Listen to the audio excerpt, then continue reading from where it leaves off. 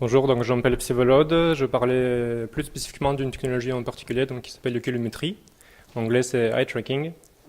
Je remplace Michael, donc j'étais notifié de ça lundi, donc je vais m'excuser si jamais c'est pas très cohérent avec la session. Je vais essayer d'être le plus cohérent possible.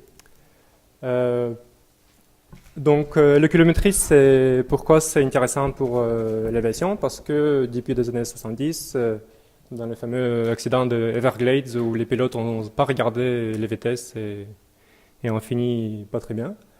Euh, les gens étaient sensibilisés à ce problème de non-surveillance de certains paramètres. Et donc malgré de nombreux rapports, des accidents arrivent encore. Ou non-surveillance dans certains paramètres de vol, typiquement la vitesse ou les taux de descente, ça provoque des problèmes. Pas forcément des accidents, mais des incidents ou des atterrissages un peu lourds, etc.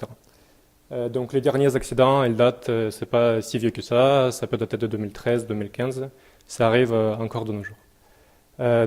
Typiquement, notamment, il y a aux États-Unis, FAA, et donc ils demandent à toutes les compagnies aériennes d'implémenter des programmes de training qui sont spécifiquement dédiés à la surveillance des paramètres. Et donc, c'est pas encore fini. Sur leurs recommandations, la date butoir, c'était en 2019. Donc, c'est encore en cours de développement. On peut noter aussi la définition du rôle de pilot monitoring, qui avant, on disait que c'était pilot non-flying. Et du coup, il ne monitorait pas assez. Donc, on insiste sur le rôle de pilot monitoring. Et on savoir aussi qu'il n'y a pas toutes les compagnies aériennes qui, dans les procédures desquelles le rôle il est clairement défini. Donc, c'est encore en cours de développement. Et donc il y a plusieurs initiatives. Ici, il y a des exemples en Angleterre, aux États-Unis. Donc il apparaît des guides de surveillance pour dédiés aux pilotes en fait et à l'entraînement des pilotes. Donc tout ça, pourquoi c'est possible? Parce que l'oculométrie, ça date pas d'aujourd'hui. Les premières études, c'était fait dans les années encore 50, mais avec les caméras en pellicule. Donc après, on analysait tout cadre par cadre, et ça prenait des mois. Donc aujourd'hui, c'est beaucoup plus rapide. Il y a des caméras déportées, il n'y a pas de contact physique avec les personnes. Ça marche de mieux en mieux, on va dire. Donc ce qui laisse une espoir qu'un jour, on pourra imaginer un système opérationnel sur un poste de pilotage ou poste de contrôle aérien.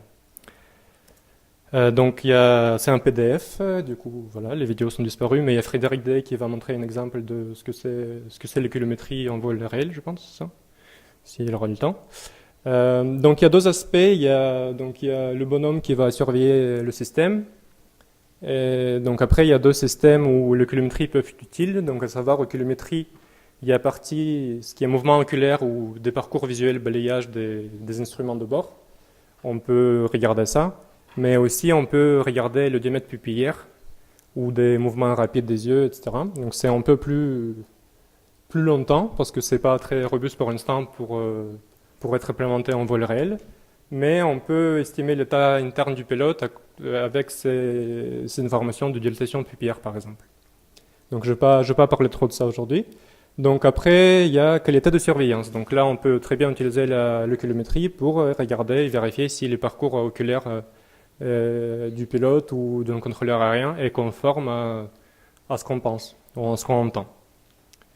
Donc je vais passer rapidement un peu. Pourquoi c'est possible? Donc parce que on ne tourne pas justement la tête, mais euh, pour une stimulation visuelle donnée, on va employer notre regard de façon différente en fonction de nos buts. Donc même si les instruments de bord affichent toujours la même chose, on va les consulter différemment en fonction de notre but et en fonction de ce qu'on veut extraire comme information, etc. Ou même si on oublie une information, pareil, on pourra ne pas le voir même s'il est très présent dans notre champ direct visuel. Donc ça, c'est l'illustration de Yarbus, donc c'est vieux aussi, c'est des années 60. Mais grâce à ça, on peut établir des patterns visuels particuliers en fonction de la configuration de l'appareil ou d'une situation particulière aussi en vol. Donc je parlais de défis de l'oculométrie. Un des défis, c'est que la technologie il suit bien. Donc aujourd'hui, on peut acquérir beaucoup de données. On a au labo, par exemple, déjà beaucoup de données sur les vols qui sont des mêmes vols, par exemple. Mais le problème, c'est de bien analyser ces vols. De bien analyser parce que c'est des données massives et aujourd'hui, on sait bien acquérir les données oculaires, on ne sait pas encore bien les traiter. Donc il y a des méthodes classiques statistiques, donc quantitatifs, où on va définir les zones d'intérêt, on va calculer le taux de consultation ou le temps moyen passé sur une zone, etc. Et après, il y a une autre approche qui permet une approche de visualisation.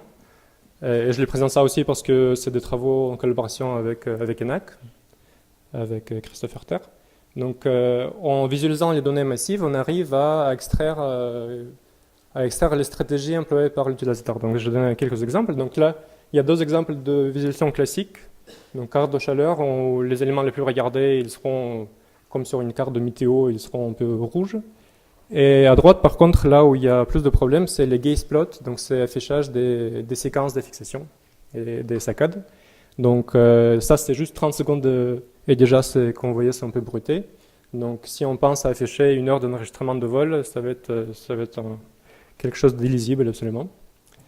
Et donc là, on peut utiliser les méthodes classiques de visualisation, c'est de l'agrégation des tracés par en fonction de certains critères. Donc on a amélioré un peu ça pour que cette technique puisse s'appliquer au mouvement oculaire. Donc normalement, on va agréger les tracés. Donc c'est utilisé en simplification des graphes. Nous, on va les appliquer au mouvement oculaire. Donc souvent, on va agréger les tracés en fonction de proximité, de densité. Nous, on va rajouter compatibilité en direction, ce qui est très important pour les mouvements oculaires. Donc donc c'est une méthode de simplification de graphes. Ça peut donner une illustration assez intuitive pour analyse des larges données oculaires. Et c'est un objet mathématique derrière aussi qui donne la possibilité de comparer. Donc on définit les cartes comme les champs de vecteurs qu'on peut comparer. Donc on peut définir les corrélations, etc. Il y a encore quelques défis à surmonter, mais c'est des premiers exemples. Donc ici vous voyez les tracés bruts à gauche. Les tracés, on peut agréger et simplifier à droite. Ça nécessite encore un petit apprentissage, ce que ça veut dire les codes couleurs, etc. Mais on voit qu'on arrive à mieux distinguer le parcours visuel. Donc ici, c'est juste un parcours visuel de recherche visuelle qui tourne en rond.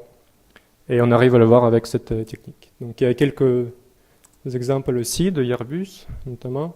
Donc ça, c'est les données brutes. Donc c'est juste 30 secondes, juste pour donner un exemple. On peut les agréger selon la direction. Donc là, on voit qu'il y a deux tracés, deux transitions entre deux couples de personnages. On peut aussi agréger selon le temps. Donc là, on voit que ces transitions sont passées à des moments différents dans l'enregistrement. Et on peut aussi les agréger selon le temps et la direction en même temps. Donc si on compare juste selon la direction, vous voyez qu'il y a des tracés qui sont impactés par le temps, alors que sémantiquement, ils n'ont rien à voir ensemble. Donc, en mettant les critères en plus, on peut les agréger selon le temps et la direction. Donc, c'est assez nouveau. Je donne quelques exemples de cockpit aussi. Donc, ça, pareil, c'est très peu de données, 30 secondes, et déjà, on voit que c'est bruité. Donc, pour l'analyse rapide, c'est difficile. Mais on peut les agréger et filtrer en plus pour avoir un parcours un peu classique. Donc, en sachant les codes couleurs, on peut dire que oui, effectivement, il y a 4 transitions principales. Et on peut dire que c'est entre PFD extérieur et ND, etc.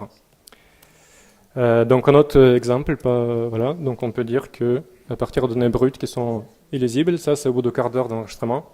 Si on les simplifie un peu, même avant filtrage, on peut deviner certaines transitions. Voilà, ça c'est une ancienne version, c'est déjà on peut améliorer, donc ça c'est un exemple pas de l'aéronautique mais de perception de l'art. Mais on peut voir qu'il y a si on agrège d'abord les données de fixation, puis on agrège les saccades ensemble, etc. Petit à petit, on peut simplifier cette visualisation afin d'obtenir un résultat qui est assez intuitif. Et comme je disais, on peut en plus, donc si on parle de l'aéronautique, par exemple, on peut dire, ok, on aura un parcours visuel classique, parcours type d'une phase de vol particulière, par exemple. Comment on va, à l'instant T, dire si le parcours du pilote il correspond bien à ce qu'on entend ou pas. Donc ça, aujourd'hui, c'est un peu compliqué. Donc il faut savoir comparer deux parcours visuels de ce qu'on passe. Et donc bundling, bon là c'est juste un exemple visuel, mais ici on peut regarder que les différences, par exemple il y a, je ne sais pas si vous voyez le curseur, que ici il y a les mêmes transitions dans la direction, et donc on peut voir sur la carte de comparaison qu'effectivement ici les deux scampas ils se ressemblent, et ici ils ne se ressemblent pas. Donc ça c'est juste une carte, mais on peut aussi obtenir des valeurs numériques et avoir des seuils au bout desquels on va dire ok ce parcours il ressemble à un parcours type dont on entend, ou il n'est pas assez similaire. Voilà. Donc ensuite, rapidement, donc nous on travaille un peu, on sépare ça en 4 étapes. Donc le kilométrie, il peut utiliser à 4 niveaux différents. Donc étape en fonction de possibilités de l'intégration, de facilité technique et de calendrier prévisionnel en général. Donc l'étape 1, c'est utilisé pour l'entraînement des pilotes. Donc apprendre des pilotes à bien faire des circuits visuels et aussi à entraîner le regard et aussi analyser leur performance. Donc est-ce qu'ils regardent bien certains instruments, certaines informations à des moments donnés? Ça on peut vérifier avec la kilométrie. Ensuite, étape 2, donc on va aller au bord de l'avion et on va enregistrer le regard à bord. Et ensuite, on aura des problèmes de données massives qu'il faudra analyser. Donc si on aura un vol Toulouse-Paris aller-retour, comment établir à partir de ça une base de données classique de parcours type? Ça, c'est une question de recherche aussi. Et ensuite, il y a étape 3 et 4, donc de situation opérationnelle. On va soit changer l'interface en fonction du regard ou de similarité en parcours type, de nécessité. Donc on peut afficher une alerte là on regarde, ou faire sonner une alerte alarme sonore là si on ne regarde pas certaines informations et on sait que ce n'est pas dans le champ de vision direct, etc. Ou étape 4, on peut même, si on considère que le pilote n'est pas du tout au courant de ce qui se passe et son parcours visuel il ne ressemble pas du tout à ce qu'on entend, on peut déclencher, changer la configuration du système. Donc dans le cadre de, je sais pas, Rafale par exemple, ça va être une remise de gaz automatique si on considère que le pilote il n'a pas pris les informations de sorte qu'il fallait. Et donc on se permet à intervenir et à changer l'état de l'appareil. Voilà, donc ça c'est un petit exemple. Donc bon, c'est juste comment se situent les différentes étapes. Mais le grand problème c'est effectivement d'établir cette base de données oculaire. D'établir cette base de données oculaire. Donc, c'est une question aussi comment on les garde, comment on les stocke, comment on les met à jour, etc. Donc, on a une thèse actuellement dans le cadre de la chaire de Dassault Aviation, que j'encadre avec Michael Cause, justement, qui n'est pas présent aujourd'hui. Et donc, on essaie de répondre à ces problématiques-là. Et voilà, il y a un autre exemple. Donc, souvent, juste 2 événements principaux, ça va être en zone trop regardée, un instrument pas suffisamment regardé. Et donc, avec déjà des modélisations très simples, on peut comparer nos seuils à des seuils établis par une vol standard et de dire il y a trop de différences et pas trop de différences. Est-ce qu'on fait sonner une alerte ou pas? Voilà, donc il y a suite des travaux, il y a 3 thèses en cours pour ma part. Donc il y a une thèse avec Michael Cause dans le cadre de la chaire de aviation. On essaye justement d'améliorer l'interface et l'interaction, la relation humain-système grâce à l'oculométrie dans le cadre de cockpit. Il y a une thèse en cours avec l'ENAC où on essaye d'inventer de nouvelles interactions dans le cadre du contrôle aérien. Et il y a une thèse à l'ESAE aussi, on essaye vous pouvez le voir au démo dans le chapiteau, donc on essaie d'utiliser la réalité virtuelle pour l'entraînement du parcours visuel, parce que la réalité virtuelle c'est disponible aussi avec les oculomètres, donc on essaie d'en profiter et de voir ce qui est possible à faire. Et j'ai aussi juste la dernière minute qui reste, j'ai deux slides de la part de Michael qui voulait présenter quelques deux projets. Donc là on utilise l'oculométrie pour l'évaluation, donc c'est dans le cadre des collaborations ESA et l'ENAC. Donc il y a 2 projets, le premier c'est MOTA. Donc il y a des gens de l'ENAC, ils peuvent peut-être plus répondre à des questions concernant ces projets. Mais en gros, dans le cadre de ce projet, l'oculométrie s'est utilisée pour évaluer l'utilité d'un dispositif et on regardait combien de temps on mettait à interagir avec l'interface, etc., combien il y avait de saccades, de transitions entre différents displays. Donc l'oculométrie s'est aussi utilisée en tant qu'instrument d'évaluation.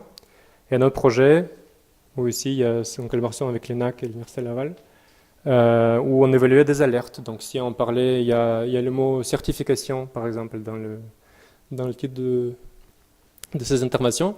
Donc on peut, utilisant oculométrie conjointement avec l'EEG ici, on peut regarder est-ce que certaines alertes, ils étaient vus, pas vus, et s'ils n'étaient pas vus, combien de ressources attentionnelles on a dédiées au traitement de certaines alertes. Donc il y avait ici, c'était des potentiels évoqués suite à des signaux sonores, donc des alertes, conjointement à la trigger, donc on regardait si on l'a vu ou pas.